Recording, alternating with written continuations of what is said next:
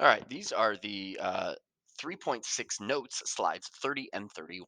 All right, so it says if f of x equals x cubed plus 2x squared, 2x plus 1, find f inverse prime of 13. All right, so what we want to do is we want to think about, all right, we have f of x here, but we want f inverse prime. All right, and so this is where we're going to draw this picture, and I'm going to draw this picture every single time, right? It doesn't matter what the function actually is or if we actually have a defined function, all right? But I'm going to draw this, right? And, it doesn't really matter which one is which, but let's say I call this one f, and let's say I call this one f inverse, all right? So we have a point on f, which is going to be an xy, and then we have the corresponding point on f inverse, which is going to be an xy, but they're going to switch, right? So I want f inverse prime of 13. So that means I want the slope of the tangent line here on f inverse, right? So that means the x value is 13, right? Which means that 13 must be the y value on f. Right. And so what we need to do is we need to say, okay, well, if f is equal to 13, then 13 is equal to x cubed plus 2x plus 1. And now we need to find the x value. Now, in some situations, you might be able to solve this algebraically. In other situations, they'll just give you what the x value is. All right. But in this situation, we're going to have to solve by what we call inspection or maybe like guess and check. Right. So we're going to try some real common points like -2, -1, 0, 1, 2, and then maybe like -3, +3, something like that. It's going to be something nice, something easy, right? When it is not something that you can solve easily algebraically. All right. And so we plug in, let's try 0. 0 plus 0 plus 1. No, that's not it. 1. 1 cubed plus 2. So 1 plus 2 plus 1. No, it is not it. 2. 2 cubed is 8 plus 4, right? 2 times 2 plus 1. So 8 plus 4 plus 1 is 13. And so the x value is 2, right? So x equals 2. So that means we put a 2 here, and that means we put a 2 here. Now, what we need to know is that f inverse prime of 13 is the reciprocal of f prime of 2. So it's important that you remember that the slopes of these tangents are reciprocals, not opposite reciprocals. They are simply reciprocals. Notice both of these are positive, so they're not opposite, right? Okay, so now remember f inverse prime of 13, right? That's the x value on f inverse. That's the y value on f. So they correspond, f inverse prime of 13 corresponds to f prime of 2. So then what do we need to do? We need to find f prime of 2. Well, you're given f, right? So what is f prime? Well, f prime of x, very simple.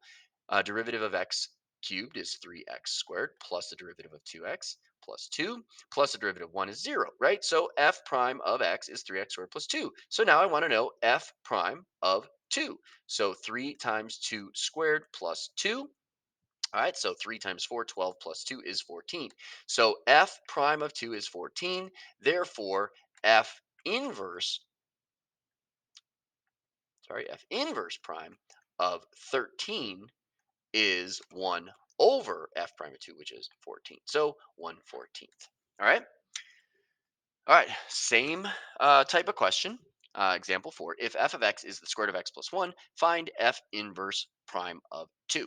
All right. So same thing. I'm going to draw this exact same picture every single time I have an f inverse prime question, right? And so we're going to say, okay, we want to pick these corresponding points. All right. And so let's say I call this one f and this one f inverse. Doesn't really matter which one I call f and which one I call f inverse, though.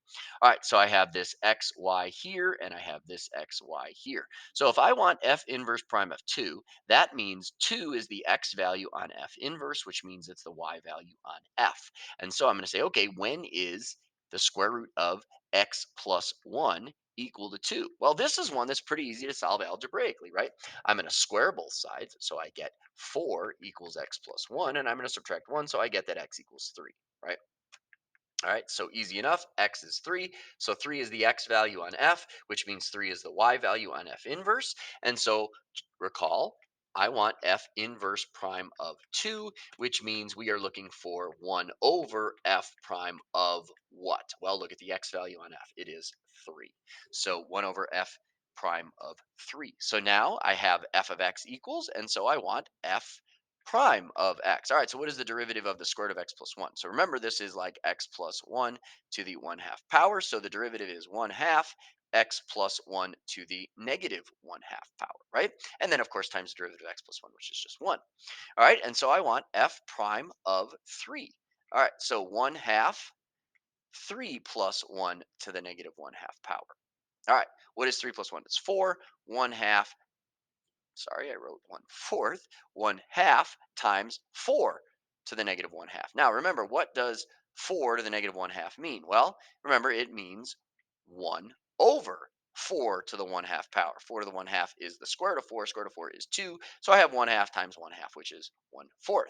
All right, and so now f inverse prime of 2 is 1 over f prime of 3. F prime of 3 was 1/4, and so 1 over 1/4 is 4. So f inverse prime of 2 is 4. All right, so all of these kind of fall into the exact same thing. All right, now those ones, you could be asked those questions, but the more likely AP question is actually this one, number 31. It's actually easier. It's less work, right?